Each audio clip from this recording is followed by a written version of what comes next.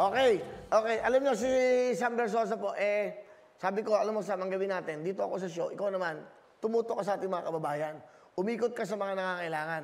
Ito ho, si Sam Versosa, kasama si Aris Francisco, tulong-tulong kami ng front row, napadala tayo ng mga kailangan ng ating mga kababayan na nangangailangan. Panoodin niyo po ito. It's another Front Row Cares Day today, and today nandito po tayo sa National Kidney Institute para dalhin itong mga kailangan nilang industrial funds tsaka mga kama. Yung mga pasyente po dito, init na, tapos yung iba wala pong matulugan, nasa mga lapag lang or sa iba sa karton. Dito po ang tutuktuin, Front Row Cares, para magbigay pa rin po ng tulong. Tuloy-tuloy yan. Next week, nandito na naman po kami para magdala ng additional help kasi marami talagang pangangailangan yung National Kidney Institute and the whole Philippines as a whole. Pero as long as nandito po yung Front Row Cares, tutuktuin, tuloy-tuloy pa rin po yung pagtulong. Asahan niyo po, nandito lang po kami nila Kuya Will and of course my partner Aris Francisco. Tuloy lang po ang paglaban dito sa COVID. Malalagpasan din po natin lahat ito. Thank you Kuya Will sa mga donations. Malaking tulong to sa mga patients namin dito.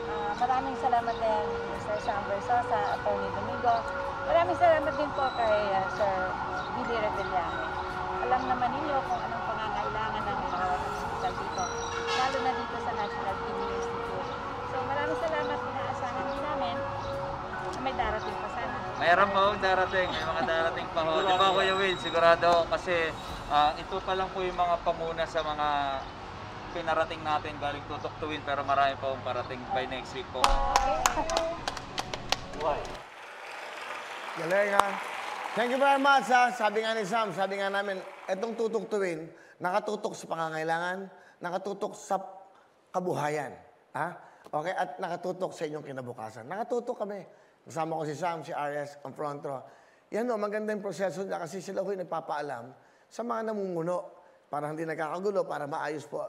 Saka yung ginawa nila yan, National Kidney and Transplant Institute, meron din silang binibigay na kailangan, hindi lang naman material Siyempre, pambili ng mga pangangailangan. Siyempre, kaya mabuhay ka, Aris Francisco, at a good friend. Magaling nito si Sam Versosa. Simpleng tao lang, pero ang daming ginagawang kabutihan. Sam Versosa, galing mo, okay? Hindi lang dyan natatapos ho yan. Gumagawa pa ho ng paraan yan. Meron kami isa pang iniisip ni Sam na talagang we're going to help the government.